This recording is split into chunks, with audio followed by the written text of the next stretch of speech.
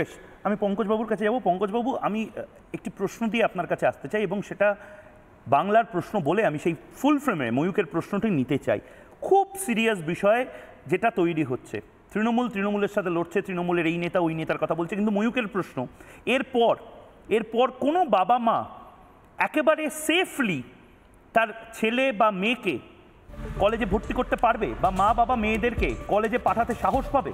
পঙ্কজবাবু না, আমি একটা কথা বলি, 2024-এর চতুর্থ দফা যে নির্বাচনের দিন আমি কলেজের গেটে বসেছিলাম প্লাকার্ড লাগিয়ে যে বহিরাগত মুক্ত, দুর্বৃত্ত মুক্ত কলেজ প্রাঙ্গণ চাই। কেন? দিনের পর দিন বহিরাগতরা ইউনিয়ন রুম 2017 সালে আইন পাশ হয়েছে, 2017-র পরে ছাত্র সংসদের কোনো নির্বাচন হয়নি। ছাত্র প্রতিনিধির নামে যারা থাকছে সেটা প্রত্যেকটা গভর্নিং বডির মিটিংকে মানে আইনগতভাবে ভণ্ডুল হয়ে যাচ্ছে। কারণ যদি কোনো অবৈধ প্রতিনিধি থাকে তাহলে সেই বৈঠকের কোনো মান্যতা থাকে না। এই রকম একটা পরিস্থিতি তৈরি করা হয়েছে এবং প্রথম দিন থেকে যখন আমরা দেখলাম যে ডিসেন্ট্রালাইজড অ্যাডমিশন থেকে সেন্ট্রালাইজড অ্যাডমিশন গেল, সরকার নির্দেশিকা দিল কোনো হেল্প ডেস্ক হবে না, আমরা দেখলাম হেল্প ডেস্ক হচ্ছে। হেল্প ডেস্কে অভিভাবক অভিযোগ করছে যে আমি এসছি অমুক স্যার নয়, তার ফাদার্স কলেজ নয়, এটা অমুক দিদির কলেজ, তার কাছে যেতে হবে, আমার কাছে মেল আছে, হার্ড কপি আছে, এই রকম একটা অবস্থা। এবং সবচেয়ে বড় যে এই একটা ছাত্র সংগঠনের সভাপতি বলে দাবি করছে আমার কলেজে যখন একটা সরস্বতী পুজো কেন্দ্র করে কোর্টের অর্ডারে দুটো পুজোকে কলেজের মধ্যে করার কথা একজন বাইরে বের করে নিয়ে গেল, সে সেখানে গিয়ে অধ্যক্ষের বিরুদ্ধে বলছে সরস্বতী পুজোটা ইস্যু নয়, ইস্যু হচ্ছে টার্গেট হচ্ছে অধ্যক্ষ।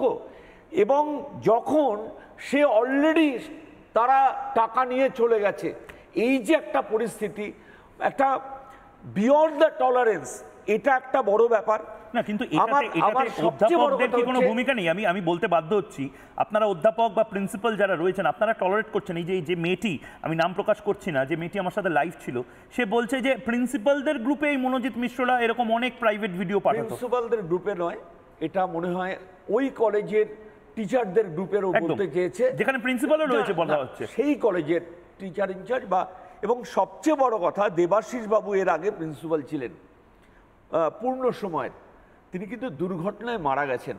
আমি যে প্রতিবাদগুলো দেখছি, তো দুর্ঘটনা নিয়ে তো নতুন করে প্রশ্ন উঠছে যে ওই দুর্ঘটনাটা দুর্ঘটনা না অন্য কোনো ঘটনা। এটা তো আজকে নতুন করে আমি এই স্টেটমেন্টের পরে আমাকে বলতে হবে। আর কালচার বলছেন, এ তো আমার সেই একটা আর্টিকেলস পড়েছিলাম, কালচারটা ভালচারে পরিণত হয়েছে। এটা ছাত্র সংসদ দল, ছাত্র সংগঠন দুটো আলাদা।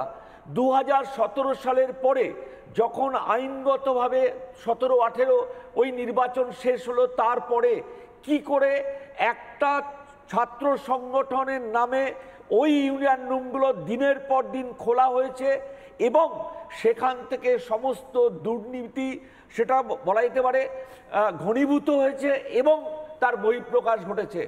আজকে একটা কথা বলি, যে আরজি করে যে ঘটনাটি ঘটেছে, আমি জানি না যদি মৃত্যু পর্যন্ত না হতো তাহলে এই রহস্যটা অনেক তাড়াতাড়ি বেরোতো।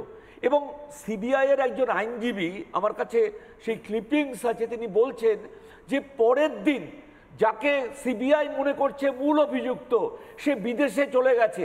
তাহলে ঘটনার পরের দিন কোনো বিদেশে যাওয়ার জন্য যদি পাসপোর্ট বা ভিসার রেডি রাখতে হয়, তার পরিকল্পনাটা অনেক আগের।